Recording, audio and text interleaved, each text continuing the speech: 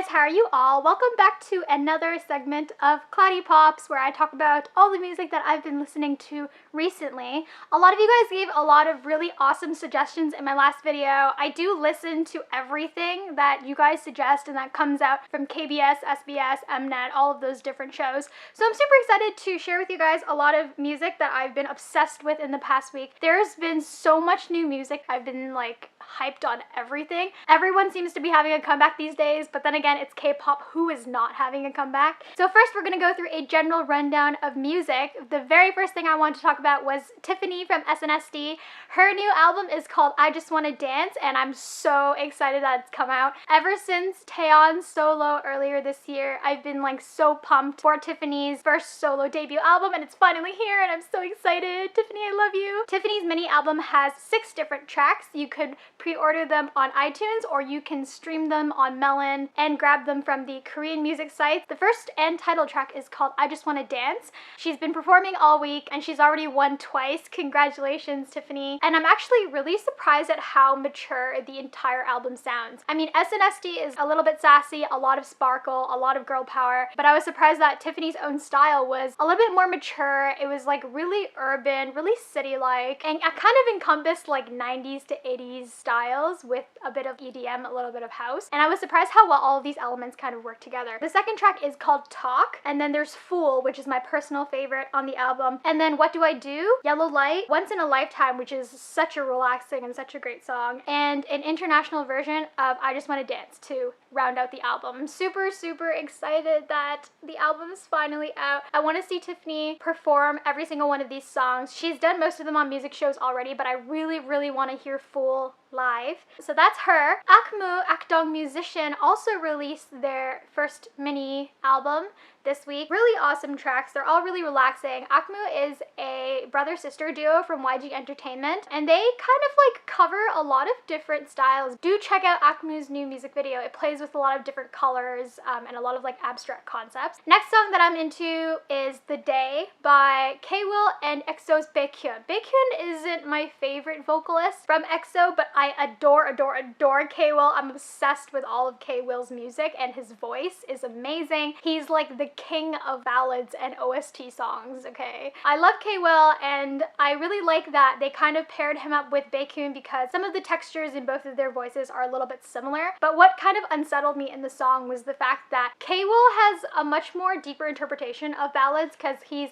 a little bit more experienced. He's been singing for a while, and ballads are his specialty. I don't really get that same sort of emotional maturity from Baekhyun, so I would have liked to see them have a bit better chemistry while they were singing. But other than that, I really like the song. A lot of people said it reminded them of Sing For You. The music video is shot in black and white, and it's a pretty standard concept. It's a pretty cool song. SM Station seems to be experimenting with a lot of new music styles these days. Some of you guys pointed out in my last video that I haven't talked about Twice's comeback. Twice is JYP's newest girl group. They debuted last year with Ooh Ah. Right now they're back with their second mini album. They're using the cheerleading concept. It's super fresh for them. I think it works really well with where they're at as artists and for their like age right now. Cheer Up really grew on me. I didn't like Cheer Up as much when it first came out. I thought the progression of the song was a little bit weird, and then the rap breakdown kind of threw me off. But everyone's been doing the Shy Shy Shy parodies, and I thought it was really cute. So Cheer Up has definitely grown on me, and I have it on in my car a lot when I drive. As well, some of you guys said that I forgot to mention 17.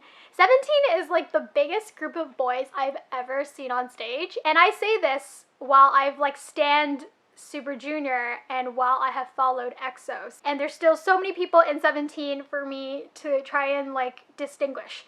I'm not as big of a fan of 17's music style overall in the previous albums, but Adore You and Manze are really, really catchy. I really like those 2 songs. The new song is called Pretty You, and it actually reminds me a lot of like Disney musical songs, and 17 is very energetic, really animated on stage. If you're a newcomer in K-pop, I wouldn't recommend 17, however, because there are so many boys. It can be a little daunting attempting to follow all of the members on stage, but they're really in sync when they dance, so they're really fun to watch. Next is AOA, which is a group that I have followed since last year. I actually really like their music style. I keep it on a lot in the background. Miniskirt and short hair sound the same to me, but I like both of them nonetheless. Heart Attack I've been obsessed with for months, so I was super excited when I heard that AOA is having a comeback. AOA's new comeback is led by their title track Good Luck, and I was a little bit disappointed with Good Luck, but obviously everyone in AOA is gorgeous, so they can pull off whatever concept they want to do. I actually like the other songs in the album a lot more, particularly 10 Seconds, which is the second track on the album.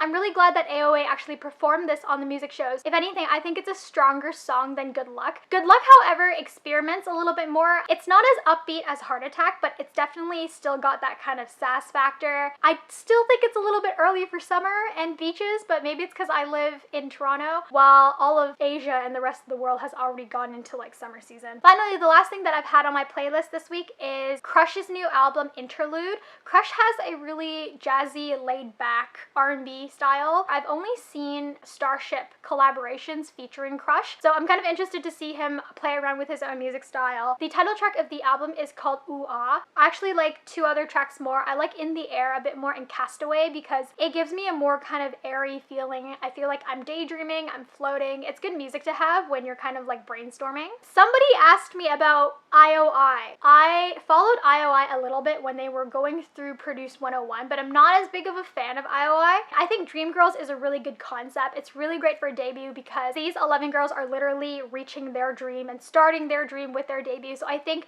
the Dreamgirls concept is really great. I'm not really a big fan of the actual song though, and none of the vocals particularly strike me. I have this thing with girl groups where I'll get into their songs like months after they've come out, so I'll definitely go back and listen to IOI's new track again, and then we'll see kind of how I feel about it a few weeks or months later. As for the most played song this week, it's going to be GOT7's Fly. I've been watching Fly stages in marathon mode all week, all of the GOT7 stages, lots of like throwback stages, and there's so much GOT7 out there. I've just been trying to like wrap my head around how many vlogs there are, how many V-app streams there are, and I'm trying to watch everything, which is a daunting task because GOT7's been out for a few years already. GOT7 will be in Toronto this weekend. They're sold out, so I'm super proud of them. And my current favorite song of the week is Fool by Tiffany. I mentioned that earlier already.